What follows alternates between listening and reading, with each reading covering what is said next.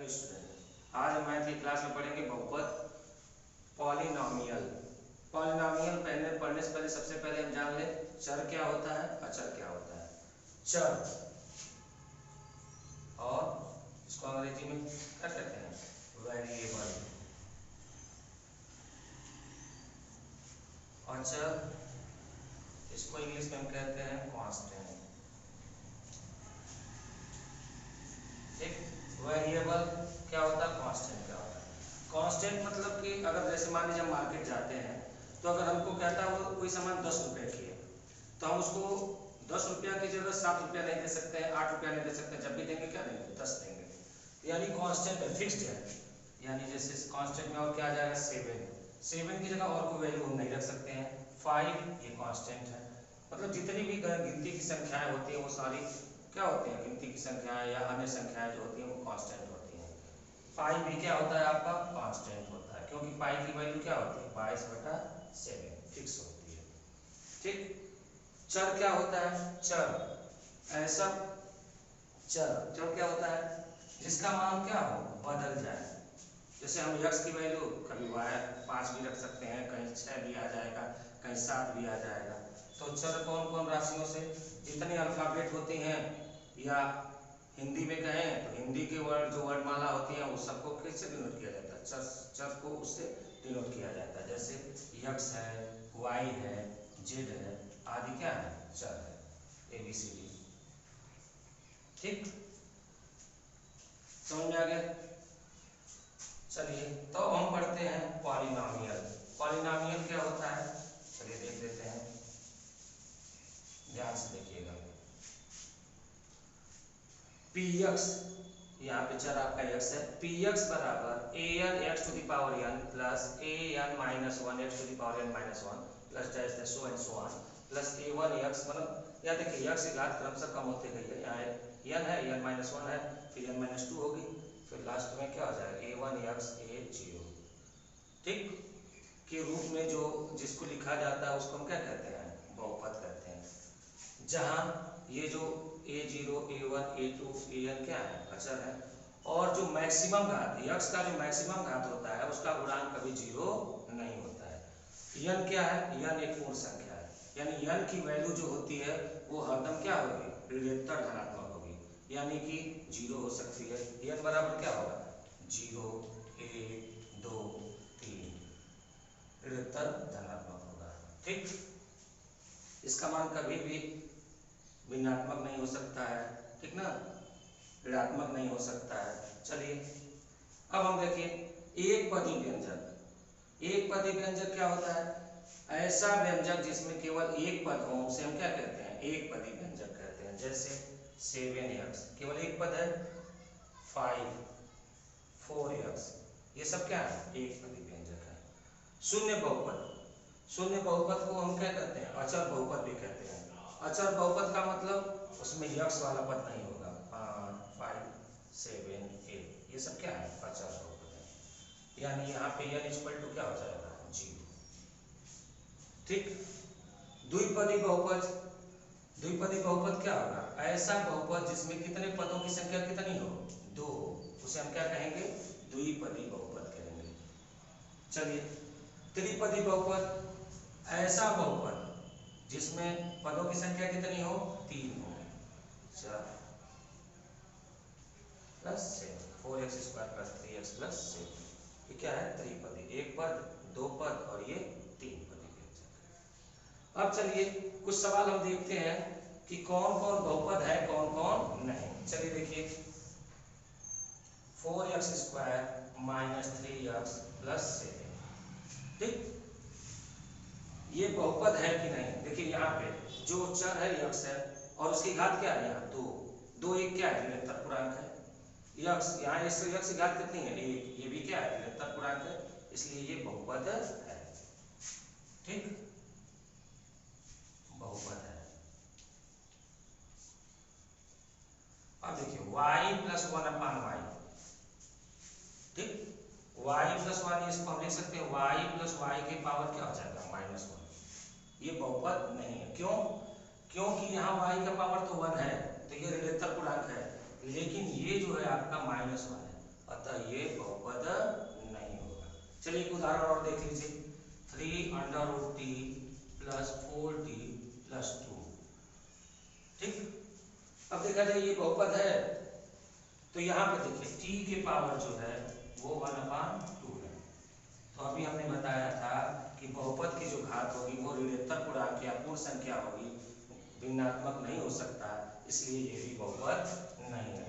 तो ये दोनों क्या होंगे, बहुपद नहीं, बहुपद नहीं। ठीक, अब चलिए बहुपद की घात क्या होती है। बहुपद की घात ध्यान दीजिए। चलिए पहले ये बहुपद कोई भी चर हो सकता है, जैसे मान लीजिए यहाँ पे px है तो यहाँ पे चर x है, तो ये हो जाएगा मान लीजिए 4x² प्लस 3x और प्लस 2। y है तो 4y पे 3 घात 4x 3x प्लस 2।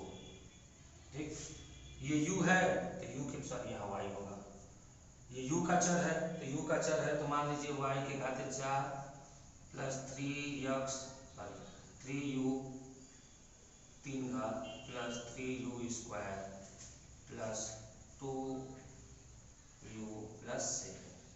ठीक, तो यहाँ पे चर x है तो x का बहुपद हो जाएगा, ये y चर का बहुपद हो जाएगा और ये u चर का बहुपद हो जाएगा। चलिए अब पढ़ते हैं बहुपद की घातें, पावर ऑफ पॉलिनोमियल।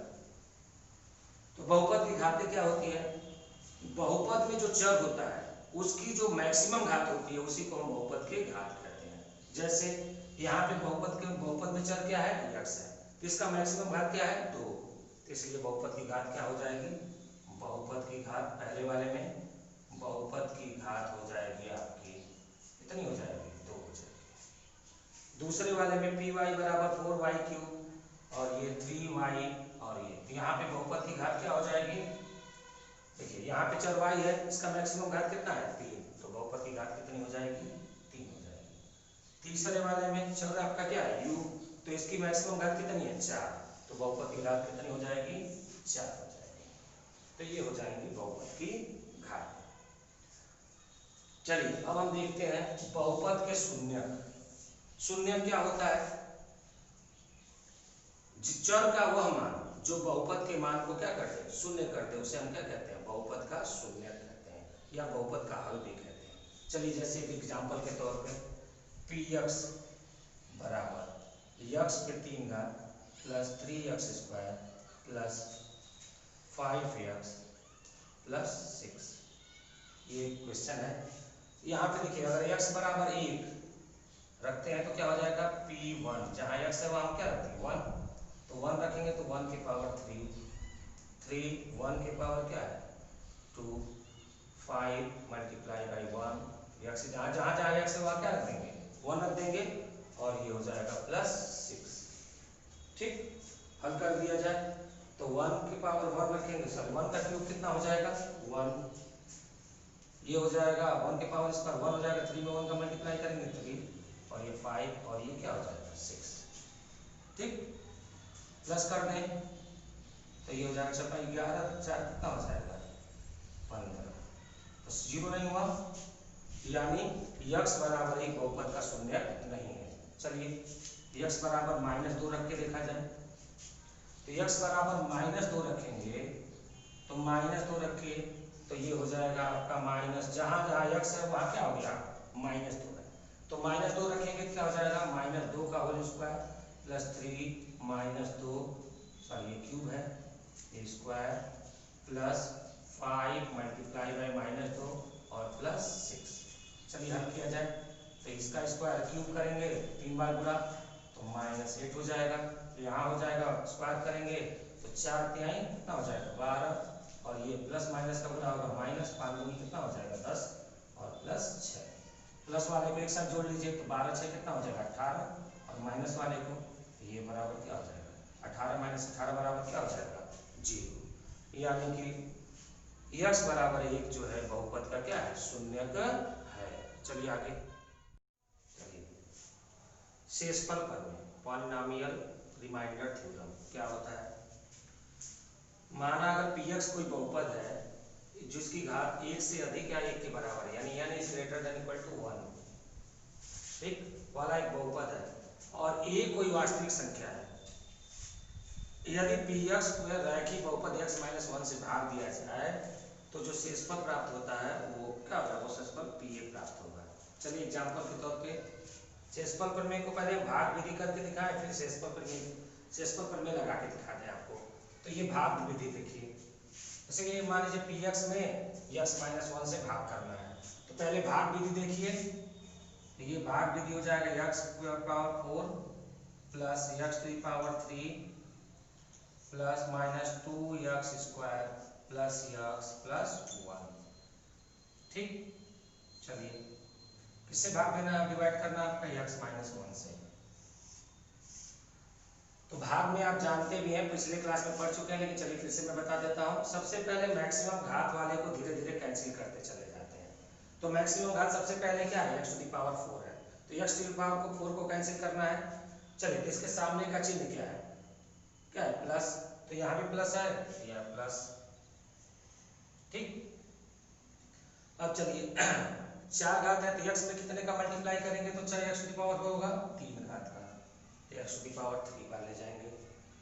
तो ये हो जाएगा x टू द पावर 3 में x में मल्टीप्लाई होगा तो x टू द पावर 4, और इसमें मल्टीप्लाई होगा तो प्लस माइनस का मल्टीप्लाई होगा तो क्या होगा माइनस, और ये इसका गुणा होगा तो क्या हो जाएगा x टू द पावर 3। जानते हैं घटाते हैं तो चिन्ह बदल देंगे, तो ये माइनस और ये हो जाएगा प्लस, घटाने में चिन्ह बदल जाता है। तो ये प्लस से माइनस कैंसिल हो जाएगा। अब ये देखिए ये दोनों प्लस है जुड़ जाएंगे, तो ये हो जाएगा प्लस 2x क्यूब, फिर सारे को 2x square plus x plus 1। अब मैक्सिमम घात वाला क्या है, x पे 3 घात है, इसका गुणांक क्या है 2, तो 2 गुणांक के लिए हम क्या करेंगे, चूंकि प्लस है तो प्लस का 2। अब देखिए चूंकि इसका गुणांक 1 है तो 1 में 2 का मल्टीप्लाई करेंगे तो 2 आ जाएगा। अब यहाँ x है या x क्यूब है, x स्क्वायर बन जाएगा, तो x स्क्वायर मान ले जाएंगे तो कितना हो जाएगा 2x क्यूब, फिर इसका इसमें मल्टीप्लाई करेंगे कितना हो जाएगा माइनस 2x, क्या हो जाएगा माइनस 2x स्क्वायर। ठीक, अब चलिए तो फिर जानते हैं भाग में माइनस करते हैं, तो ये प्लस है तो क्या हो जाएगा माइनस, ये माइनस है तो क्या हो जाएगा प्लस, ये वाला पद क्या हो जाएगा कैंसिल हो जाएगा, और ये माइनस है ये प्लस है ये भी कैंसिल हो जाएगा। क्या बचेगा आपके पास, ये x प्लस 1। अब देखिए x प्लस ये x माइनस 1 है, x प्लस 1 है, भाग देंगे कितनी बार जाएगा, चूंकि x है यहाँ भी x है, एक बार ले जाएंगे, एक बार ले जाएंगे तो ये x, और यहाँ प्लस और माइनस पूरा करेंगे माइनस, और क्या हो जाएगा एक कम में चिन्ह बदल देंगे माइनस और ये प्लस, ये कैंसिल हो जाएगा, एक एक क्या हो जाएगा 2, यानी आपका शेष आया कितना 2। ये भाग विधि से शेष आ गया। अब हम शेषफल प्रमेय द्वारा हम इसको हल करते हैं। शेषफल प्रमेय x माइनस 1 से भाग देना है, तो x माइनस 1 से भाग देना है, यानी x बराबर हम क्या रखेंगे 1 रखेंगे, तो x बराबर 1 रखिए, जहाँ x है वहाँ 1 रख दिया जाए।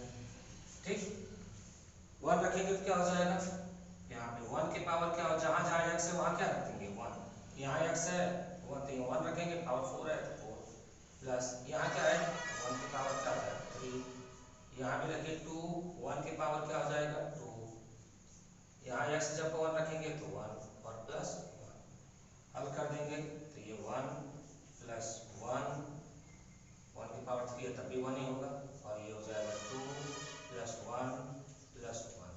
ठीक, ये 2 में से 2 जाएगा तो कितना हो जाएगा, यहाँ भी आपका 2, तो ये शेषफल हमारा क्या है P1, यहाँ एक ही जगह 1 था तो P1 बराबर क्या हो गया 2। ठीक, तो ये आपका भाग विधि है और ये हो गया शेषफल प्रमेय विधि द्वारा हम इसको आसानी से क्या कर लेंगे हल कर लेंगे। अब चलिए अब हम पढ़ते हैं गुणनखंड प्रमेय। गुणनखंड प्रमेय क्या हो जाएगा, देखिए सेम वही प्रोसेस है। गुणनखंड प्रमेय में क्या होगा कि यहाँ पे जब हम x की वैल्यू रखेंगे, ठीक, तो यहाँ पे जो शेषफल हमारा आएगा वो क्या आ जाएगा 0 आ जाएगा। ठीक, चलिए हल करते हैं। तो गुणनखंड प्रमेय क्या, फैक्टर थ्योरम, यदि px जिसका घात क्या है, घात जो n क्या होगा, n की घात जो है 1 या बराबर या 1 से अधिक वाला एक बहुपद हो और a कोई वास्तविक संख्या, a कोई वास्तविक संख्या हो, तो x माइनस 1 से अगर a से भाग दें तो जो px का एक गुणनखंड होगा, अगर ये x माइनस 1 px का गुणनखंड होगा तो जो शेषफल होगा वो क्या आएगा 0 आएगा। ठीक, यानी x बराबर ये रखने पर इसका मान क्या हो जाएगा, बहुपद का मान क्या हो जाएगा, शून्य आएगा। ठीक, अगर मान लिया जाए कि x बराबर हम ये रखते हैं, अगर शेषफल शून्य होता है तो x माइनस ए जो है वो क्या होगा, px का एक गुणनखंड होगा। ठीक, ये है आपका गुणनखंड प्रमेय। अब इसको समझने के लिए एक एग्जाम्पल देते हैं। ये आपका एग्जाम्पल है px बराबर x का cube minus 2x square minus x plus 2 का x माइनस 1 एक गुणनखंड है। ठीक, तो हम यहाँ क्या करेंगे, x बराबर क्या रखेंगे, 1 रखेंगे। तो x बराबर रखिए, यहाँ x माइनस 1 है, ये समझने के लिए x माइनस 1 बराबर 0, x बराबर क्या रखेंगे, 1, ये बस समझने के लिए। तो x बराबर 1 रखेंगे, तो x यहाँ पे 1 रखिए, 1 रखेंगे तो क्या हो जाएगा, 1 की पावर क्यूब 2 गुणे 1 की पावर स्क्वायर, यहाँ क्या हो जाएगा, 1 रखेंगे और प्लस 2, 1 की पावर क्यूब क्या हो जाएगा, 1। चलिए यहाँ हो जाएगा, क्या हो जाएगा, ये हल करेंगे तो 2 और ये हो जाएगा माइनस 1 और प्लस 2, 2 से 2 बराबर क्या हो जाएगा, 0। यहाँ देखिए, यहाँ शेषफल क्या आ गया, 0, शेषफल 0 आ गया, यानी इस बहुपद का x माइनस 1 ये क्या होगा, गुणनखंड होगा। ठीक, अब चलिए अगर इसी सवाल को हमको कर दिया जाए कि गुणनखंड करिए, तो गुणनखंड कैसे करेंगे, चलिए इसको अब हम जान गए हैं कि x माइनस 1 इसका ये क्या है, बहुपद है। चलिए सॉरी गुणनखंड है, x माइनस 1 जो है इस बहुपद का गुणनखंड है, तो इसके लिए हम क्या करेंगे, इसका गुणनखंड कर दिया जाए। चलिए तो x cube minus 2x square minus x plus 2। अब चलिए इसमें से हम क्या करेंगे, इसमें से x माइनस 1 का गुणनखंड सारे में से निकाल लेंगे, तो ये हो जाएगा x स्क्वायर, हमको x माइनस 1 चाहिए, तो x स्क्वायर कॉमन ले लेंगे, तो ये हो जाएगा आपका x माइनस 1 माइनस, तो यहाँ पे x रखेंगे तो ये हो जाएगा x क्यूब, और यहाँ पे इसका गुणा करेंगे तो माइनस x स्क्वायर, तो ये 2x स्क्वायर में से माइनस x स्क्वायर है, तो यहाँ हो जाएगा माइनस x स्क्वायर। तो फिर इसमें से हमको माइनस x कॉमन लेंगे, तभी नहीं यहाँ x माइनस 1 बचेगा, x माइनस 1, तो x माइनस 1 हो जाएगा, तो यहाँ पे हो जाएगा आपका x स्क्वायर और माइनस x। ठीक, ऐसा x स्क्वायर माइनस माइनस का माइनस, ये माइनस प्लस हो जाएगा प्लस, तो यहाँ से हमें माइनस, तो ये हो जाएगा, ये माइनस x है और यहाँ प्लस x हमने ले लिया है, तो ये हो जाएगा माइनस 2x प्लस क्या हो जाएगा 2, तो यहाँ क्या हो जाएगा माइनस 2 का मान लेंगे, तो x माइनस 1। अब देखिए x माइनस 1 यहाँ भी है, x माइनस 1 यहाँ भी है, x माइनस 1 यहाँ भी है, हर जगह से हम क्या करेंगे, x माइनस 1 प्रत्येक जगह से कॉमन ले लेंगे, तो x माइनस 1 यहाँ से निकलेगा तो क्या बचेगा, x स्क्वायर बचेगा, और यहाँ से x माइनस 1 निकलेगा तो क्या बचेगा, x बचेगा, और यहाँ से x माइनस 1 निकलेगा तो क्या बच जाएगा, 2 बचेगा। ठीक, अब चलिए अब इसको हम, ये द्विघात समीकरण हो गया, तो द्विघात समीकरण हो जाएगा, तो हम क्या करेंगे, यहाँ पे इसका गुणनखंड कर दिया जाए मध्य पद तोड़ के, तो मध्य पद तोड़ेंगे तो क्या होगा, इसको बीच वाले पद को ऐसे दो भागों में तोड़ेंगे कि गुणा करने में कितना है -2 और जोड़ने घटाने में कितना है -1 है। चलिए तो ये हो जाएगा x स्क्वायर माइनस 2x, ठीक, minus 2x plus x minus 2।